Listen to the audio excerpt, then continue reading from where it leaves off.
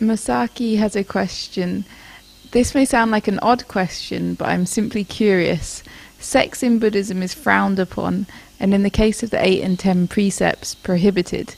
However, in the Vajrayana Buddhism, they practice Tantric sex. Isn't this a breach of the Buddha's teaching?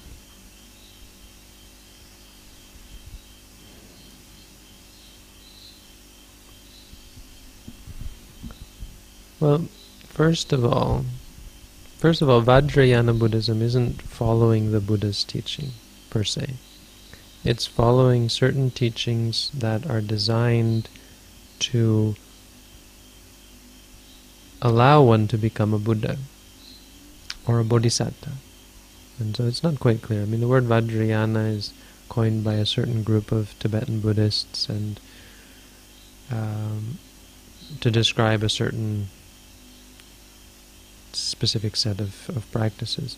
Tantra, of course, is a Hindu concept. It's something that was developed by Hindu yogis who have their own ideas about enlightenment and samadhi and so on. And it was adopted by Mahayana Buddhists who were, from a cynical Theravada point of view, it was just a bunch of fake Buddhists, Brahmins, who... yeah, that's okay. I'll continue. They can pick them up later. Well, okay, we can pause it there, and I can finish just it. Okay, so Tantra is actually a Hindu concept, the idea of tantric sex and so on, but it's based on this Hindu idea of the energies in the body and the development of high states of concentration and godhood and so on. It's much more to do with a acceptance of samsara. And so from a cynical Theravada point of view, we would say that this is simply how it arose, that there were many Brahmin or Hindu ascetics who saw that Buddhism was so well liked and well received, and there was even a King Asoka, who became Buddhist and very much favored the Buddhists, who joined the order and started with including all their heretic doctrines, and that's what broke the Sangha up and so on. And so it depends who you ask. Of course, Tantric Buddhists or Vajrayana Buddhists have their own theories about the use and the benefit of tantric sex, and they say it's only allowed for initiates and for people who have been initiated, and it's only allowed in certain situations. But they also drink alcohol as a tantric practice. So one thing you could say is that it's part of their efforts to learn everything, to see everything, to come to understand everything, to have a full spectrum of reality, because they're trying to become a Buddha for themselves, or something like that.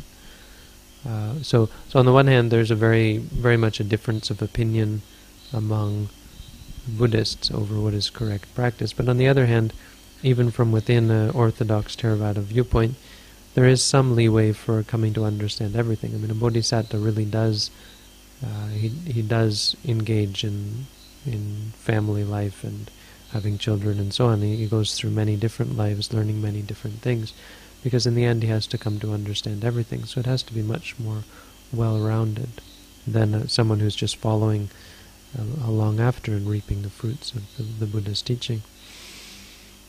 So you might say that there's some leeway given there. As far as including something like tantric sex in orthodox Theravada meditation course, it's absurd, really, because there's no need to learn the evils of sensual desire or the disadvantages of them. The Buddha's already taught them. The Buddha's already explained those things, and he's already given us a course to understand the desire that arises.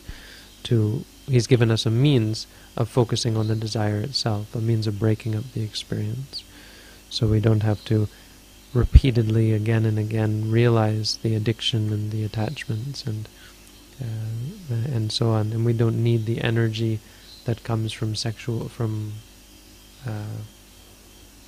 sexual retention, is it called? I'm not sure that, this holding back at the moment of ejaculation. I mean, all these theories that they have about tantric sex and so on. It really serves no purpose for the meditator, who simply has to understand moment-to-moment experience for what it is. So when desire arises, to understand the desire for what it is.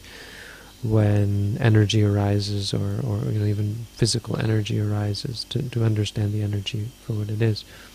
When there arises the vision of something attractive, to understand it for what it is, and to see that the attraction is one thing, the object is another, and so on and so on. It only takes knowledge of the four foundations of mindfulness. Tantric sex is really way out there, and I would only say it plays some small part, or could play some part, in the work of a bodhisattva who has to, as I said, come to understand everything.